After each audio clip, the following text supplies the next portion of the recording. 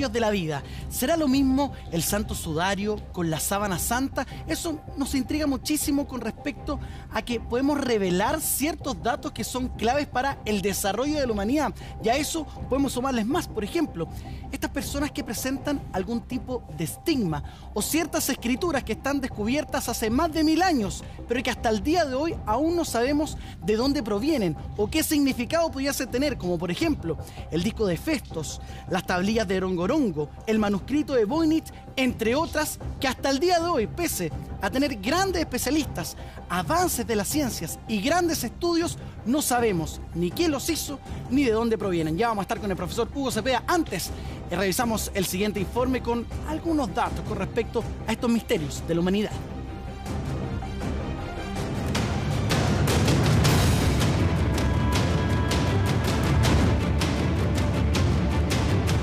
Los grandes misterios de la humanidad nunca dejan de sorprendernos. Numerosas piezas de la historia aún guardan los más grandes secretos en el mundo. Existen una serie de enigmas sin resolver en torno a los tesoros legados por nuestros antepasados.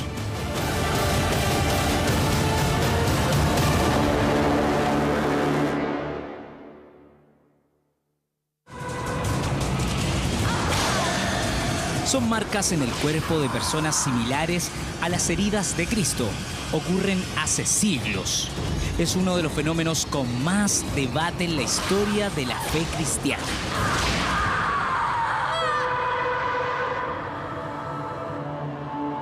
Aparecen como señales o marcas en el cuerpo de las personas, casi siempre muy apegadas a la devoción. Manifestados en lesiones abiertas en la piel con efusión de sangre muy dolorosas.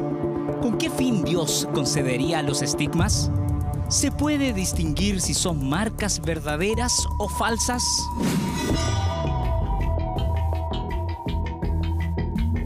Santa Catalina de Siena y el Padre Pío son dos de los casos más emblemáticos.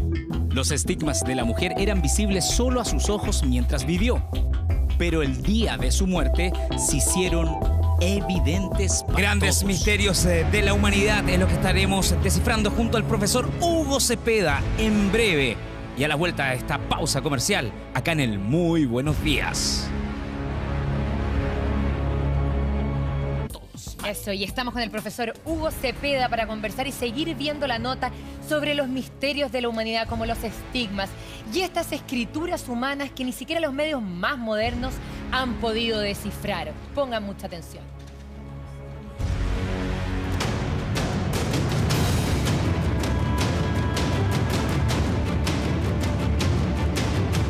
Los grandes misterios de la humanidad nunca dejan de sorprendernos. Numerosas piezas de la historia aún guardan los más grandes secretos en el mundo. Existen una serie de enigmas sin resolver en torno a los tesoros legados por nuestros antepasados.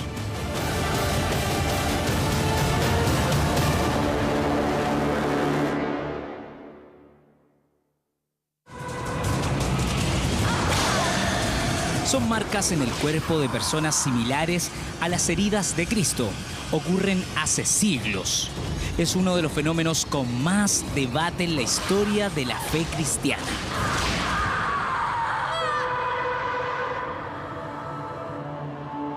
Aparecen como señales o marcas en el cuerpo de las personas, casi siempre muy apegadas a la devoción. Manifestados en lesiones abiertas en la piel con efusión de sangre muy dolorosas.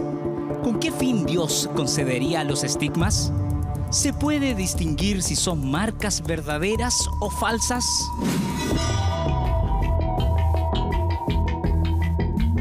Santa Catalina de Siena y el Padre Pío son dos de los casos más emblemáticos. Los estigmas de la mujer eran visibles solo a sus ojos mientras vivió, pero el día de su muerte se hicieron evidentes para todos. Del Padre Pío dicen que su sangre cada día llenaba un vaso debido a sus heridas en manos y pies. Cuando confesaba o hacía misa, llevaba las manos cubiertas con guantes o vendas, aunque en algunas ocasiones eran sus mismos superiores los que le pedían que descubriera sus manos para que los estigmas pudieran ser vistos por los incrédulos. El padre fue sometido a una serie de exámenes médicos por petición del Vaticano. Nunca logró tener un diagnóstico claro de sus temidas llagas. Las razones lógicas de este fenómeno nunca se han declarado, y es así como la incertidumbre de su dolencia nunca tuvo respuesta. ¿Por qué este sacerdote, que tenía poderes para curar a los enfermos mediante la oración, fue uno de los elegidos para vivir con las marcas de Cristo? Bueno, cuando uno habla de estigmas, está hablando de las llagas que históricamente sufrió Jesús en el momento de su crucifixión. Entonces hay personas que son seguidores del hecho cristiano y que particularmente se ubican en los ambientes católicos y que sostienen recibir o reproducir por su acercamiento místico a la fe cristiana la repetición de las llagas. Las llagas de que se hablan de Jesús son esencialmente 5, o sea, llagas en los pies, en las manos, en el costado, las espinas que habrían dejado marcas en la frente de Jesús, y en la espalda los latigazos, las heridas que le produjeron a Jesús cuando lo torturaban en los momentos previos a su crucifixión. Las llagas más recientes son las del Padre Pío, en el siglo XX. Su santidad nunca mostraba sus heridas públicamente. Sin embargo, testimonios de sus cercanos aseguraban que de ellas emanaba un agradable olor, como una fragancia de flores. Casi indescriptible, algo inexplicable, que a estas alturas solo lo divino puede justificar.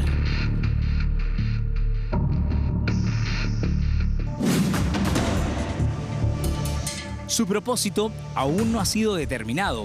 Fue descubierto por el año 1900 en una excavación del Palacio Minoico de Festos en Creta, la isla más grande de Grecia.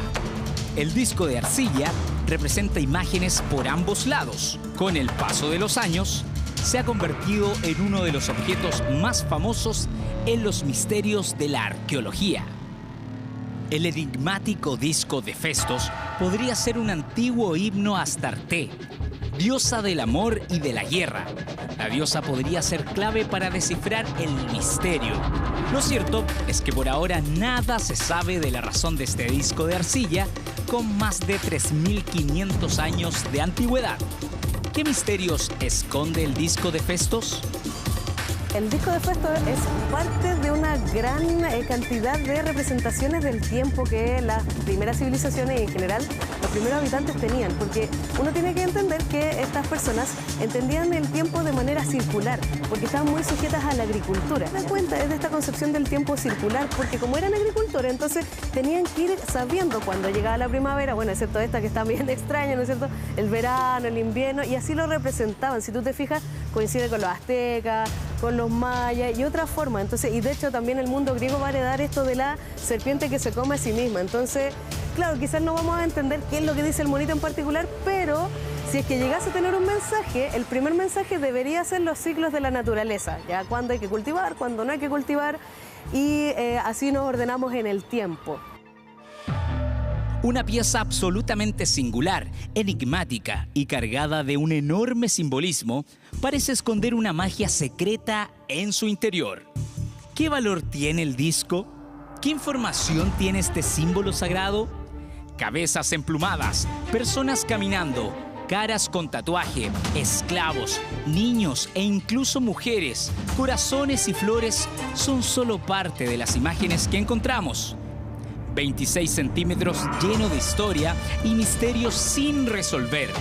El recorrido de un despertar, de un conocimiento mágico que ahí se descubre. El disco parece girar en torno contrario al reloj. Dentro de esta pieza, sin duda, se esconden grandes secretos. La puerta hacia lo desconocido y divino.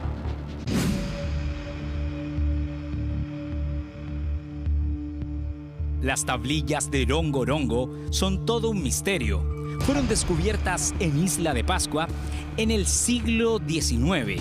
Corresponden a un sistema de escritura, posiblemente el único estructurado de Oceanía, pero todavía sin descifrar. Las imágenes parecen representar siluetas de criaturas fantásticas, semejantes a las aves, plantas y otros animales terrestres y acuáticos. Algunos de los estudiosos que han investigado sobre esta escritura de madera se han aventurado al considerar que podrían ofrecer pistas sobre el colapso de la civilización. Símbolos y escrituras que podrían pertenecer incluso al continente perdido de Hiva. Un enigma que hasta ahora no se ha podido resolver. Son tablillas de una madera muy dura que tienen símbolos, son figuras. Entonces, aparentemente pertenecen a un alfabeto desconocido y por eso no se han podido traducir y no se ha podido saber nunca lo que dicen. Puede estar contando ahí la historia de la isla, cómo llegaron los primeros habitantes. Podrían también hablar de las guerras que hubo entre los orejas largas y los orejas cortas, que eran los que habitaban en la Isla Pascua. Pero ¿qué ocurrió? Que lamentablemente en el siglo XIX muchos de los pobladores de Isla Pascua fueron llevados como esclavos al Perú y eso significó la muerte de gran parte de la cultura de la Pascua, que hasta el día de hoy no ha podido ser traducida. 67 tablas, 67 sabias escrituras que podrían tener entre sus mensajes el saber navegar o conocer la astronomía de la mágica isla. Hasta la fecha, no se han hallado rastros de este tipo de escritura en ningún otro lugar de la Polinesia. Hoy solo quedan 27 piezas originales con inscripciones rongo-rongo, las cuales se encuentran esparcidas por museos de todo el mundo.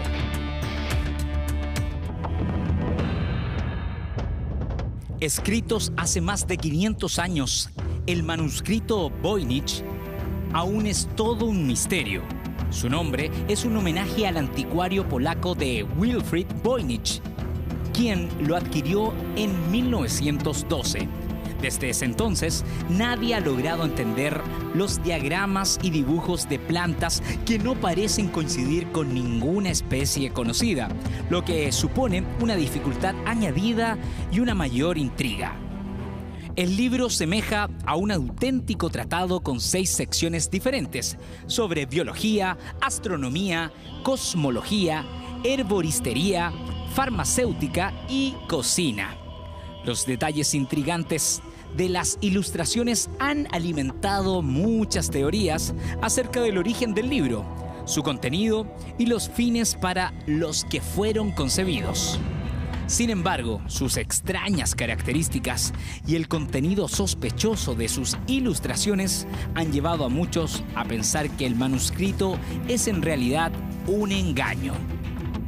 Y no se sabe a qué corresponden porque hay plantas, hay figuras, hay elementos, hay situaciones anómalas que no han sido descifradas y no corresponderían a este mundo.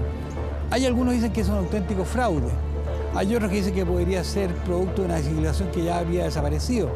Pero la verdad que también es un misterio frente al cual no tenemos mayores explicaciones. Y está ahí el libro, el texto, digamos, con esta hermosa figura, pues son figuras muy hermosas, frente a las cuales, por ejemplo, plantas o animales, frente a los cuales no tenemos ninguna ocasión de saber de dónde proceden y por qué fue escrito el libro y por qué fue encontrado y tiene hasta el día de hoy más de 500 años de existencia. Grandes misterios de la humanidad, secretos y enigmas que hoy, en Muy Buenos Días, intentamos resolver. Los grandes misterios de la humanidad. Vamos a comenzar, profesor, por los estigmas. ¿Qué son? ¿Su origen es divino, diabólico, indefinido, psíquico? Ha dicho 4 verdades. Todas las anteriores. Se pueden presentar diversos casos. Vamos a empezar aquellos que son místicos verdaderos, que son estimados como una especial gracia de Dios a ciertas personas por la santidad de su vida, como es el caso de Santa Catalina de Siena, del Padre Pío.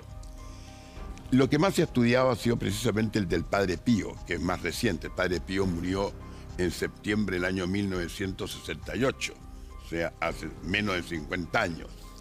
Y ahí se hicieron estudios durante muchos años de estos famosos estigmas.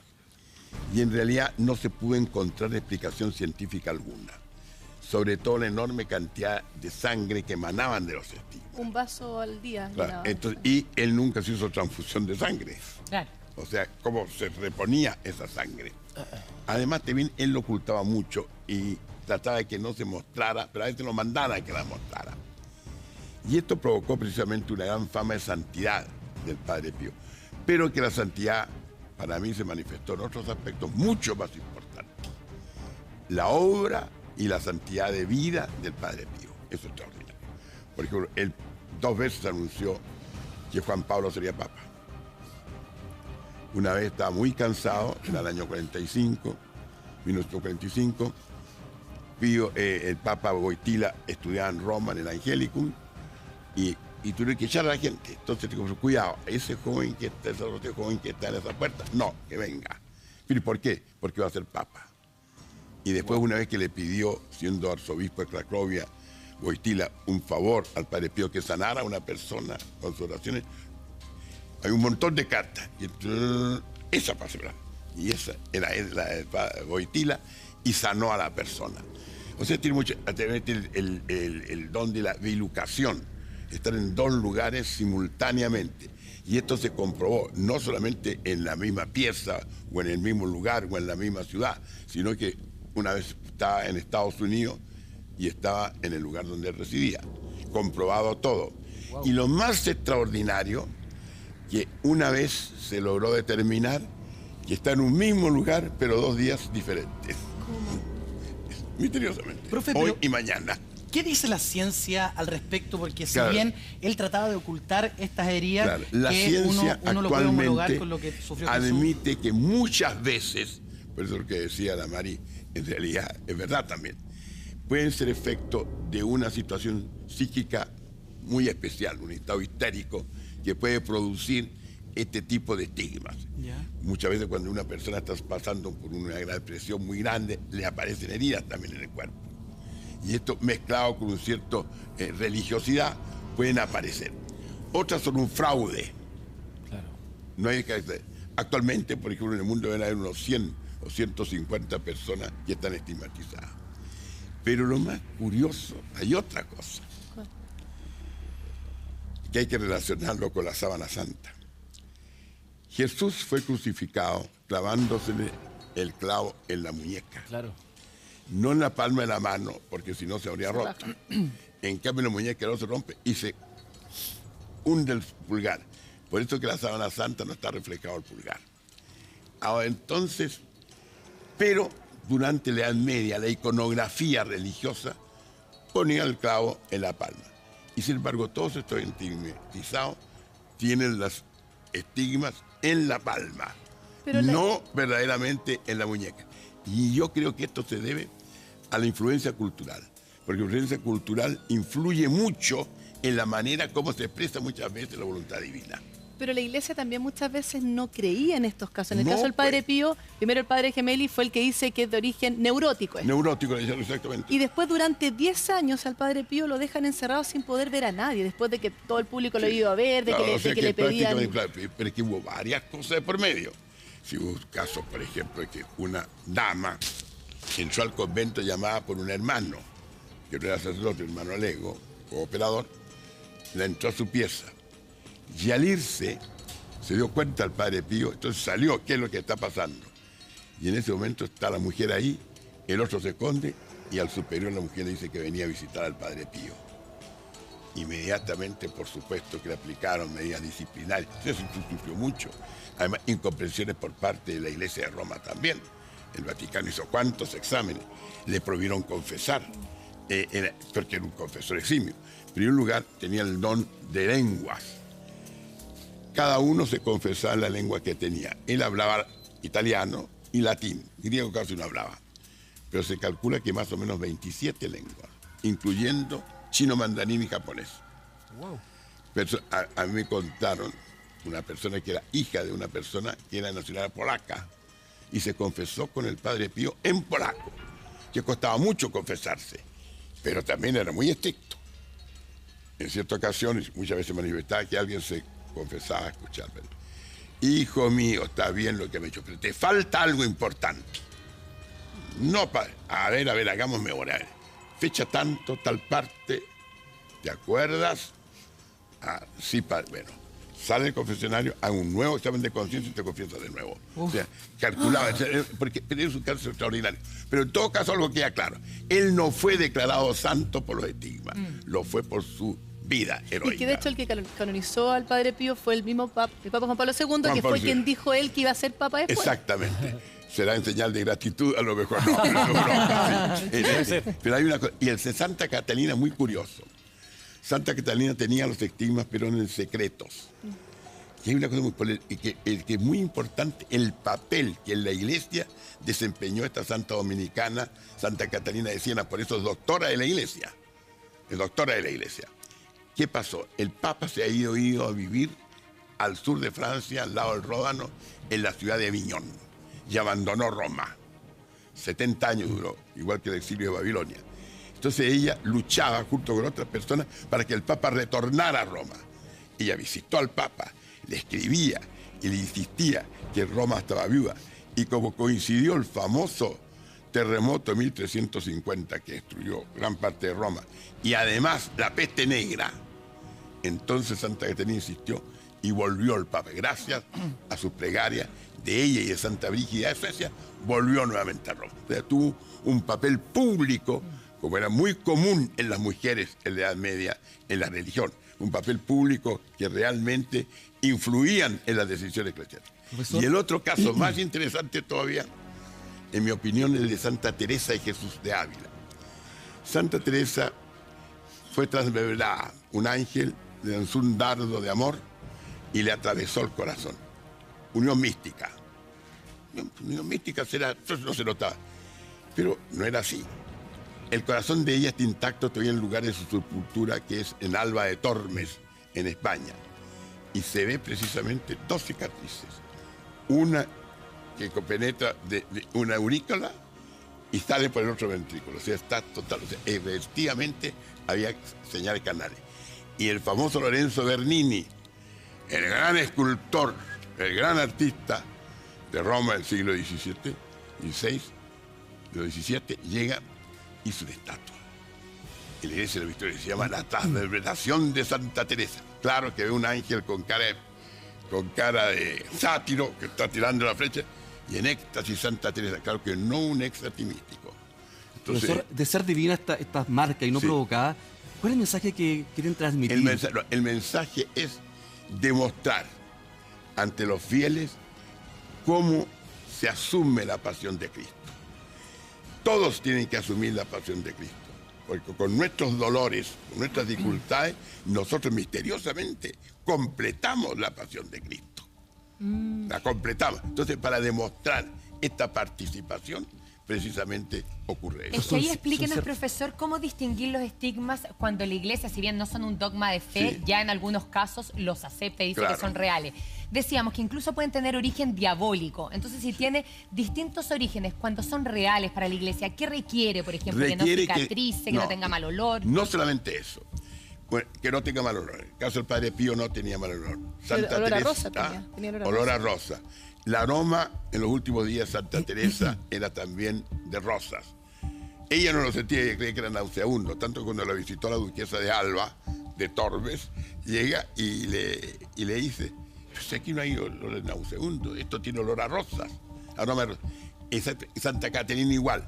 O sea, hay alguna otra manifestación que permite determinar que esto es obra de Dios. Y además también por el género de vida que lleva la persona.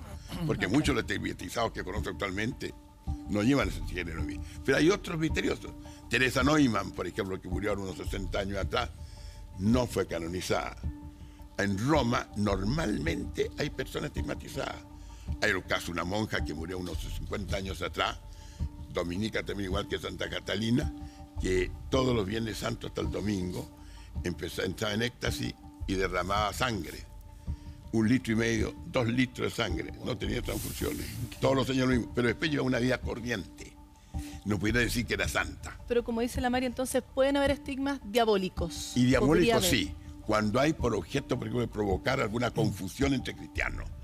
Entonces uno se da cuenta, si quien posee los estigmas, en el lugar de contribuir a la victoria de la fe, de las virtudes, hace todo lo contrario, esa es una señal clarísima que tiene inspiración. ¿Cuál de las heridas es la más común dentro de los estigmas que se conocen a nivel mundial? Porque están las manos, las manos, el costado, los pies y las espinas. A ver, y la acción del flagrum. El flagrum, que quiere decir el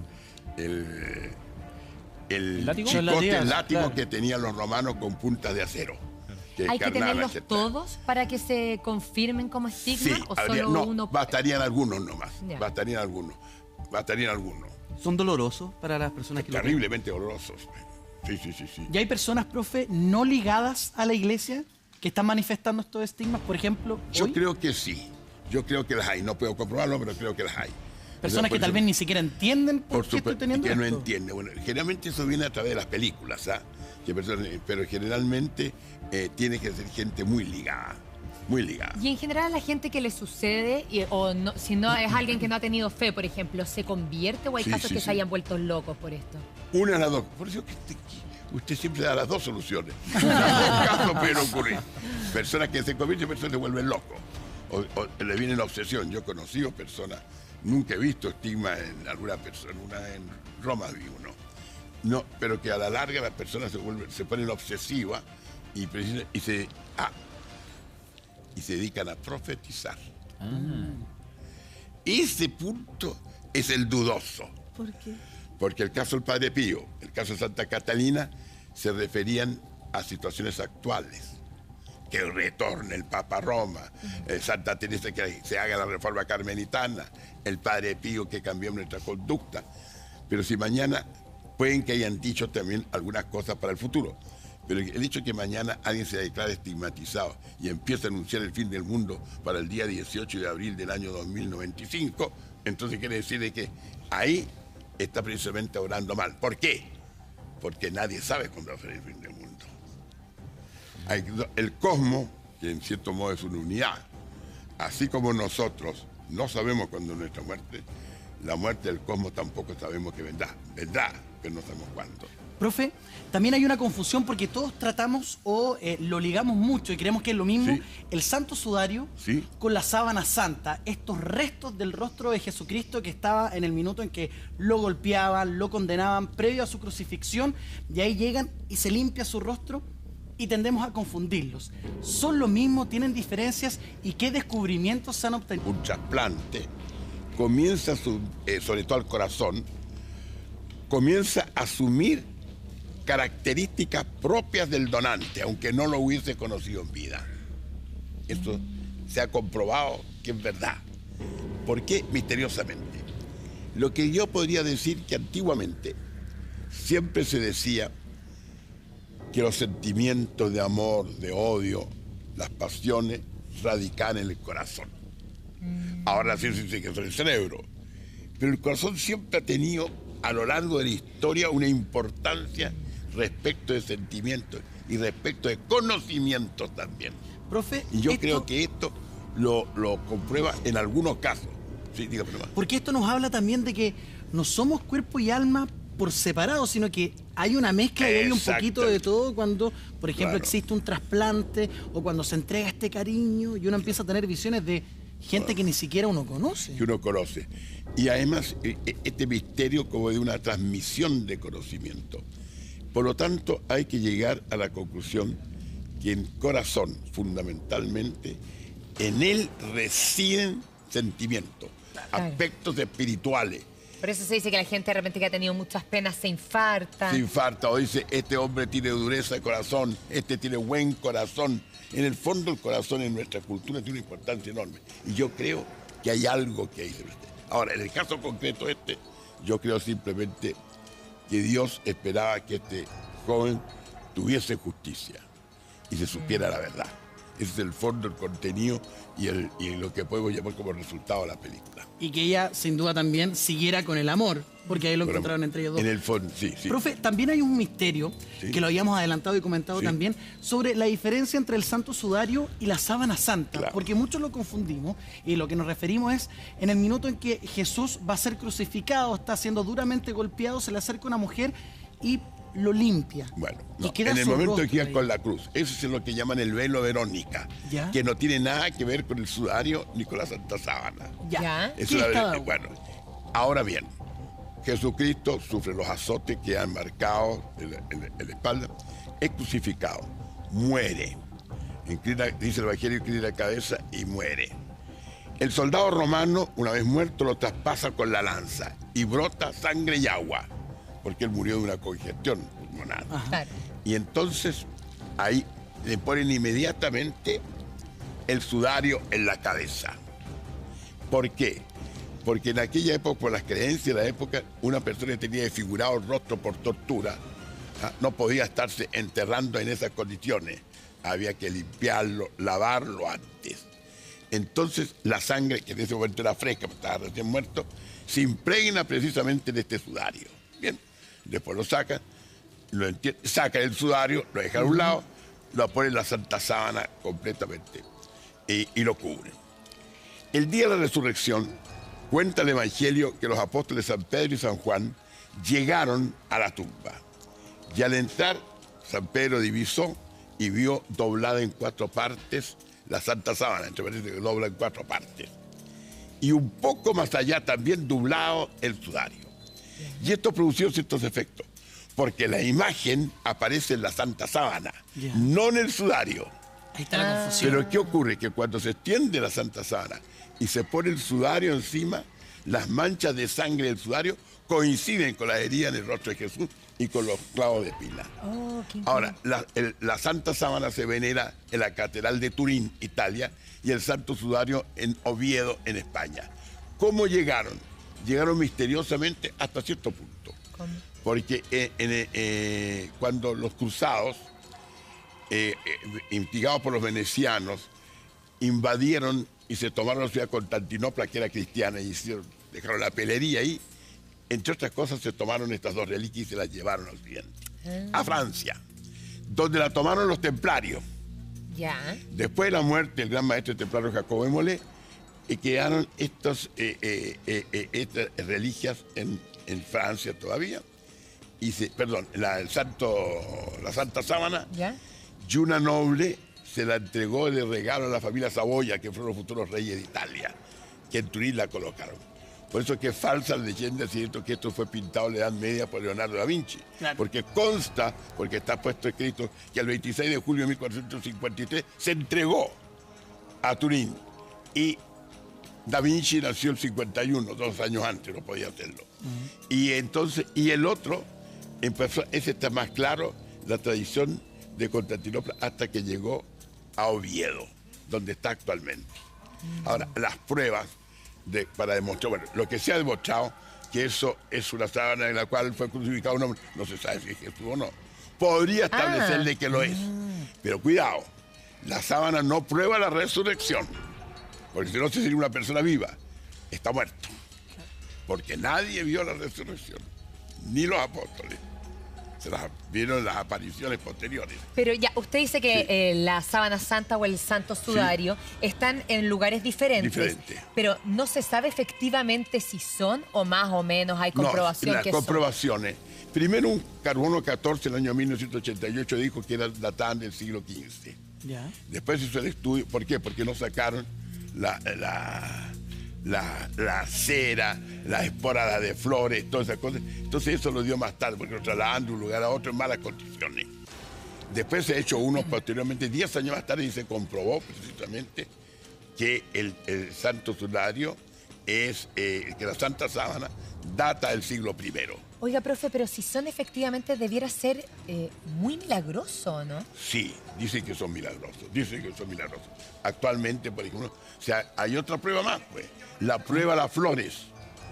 Porque se ha logrado, un botánico logró abrir una fibra y encontró restos de flores y hay restos de semillas. Y esta precisamente ha comprobado que se dan una, hasta el día de hoy solamente se da alrededor de Jerusalén, y la otra hasta el siglo XV, después no se dio más, como hasta el falsificado entonces del siglo XIV. Y ahora, otra cosa también, que es muy curiosa, que la gente, o sea, la veneración hasta el día de hoy, la iglesia no se ha pronunciado, no lo ha negado tampoco, y ahora de Pío XII se permite la veneración de ambas piezas. Y por eso sigue siendo un gran misterio de la humanidad, profe. Aplauso como siempre para usted. Nos vemos la próxima semana. Tremendo. El más como grande. siempre. El profe Hugo Cepeda. Y nosotros nos vamos con nuestra querida Karen, que nos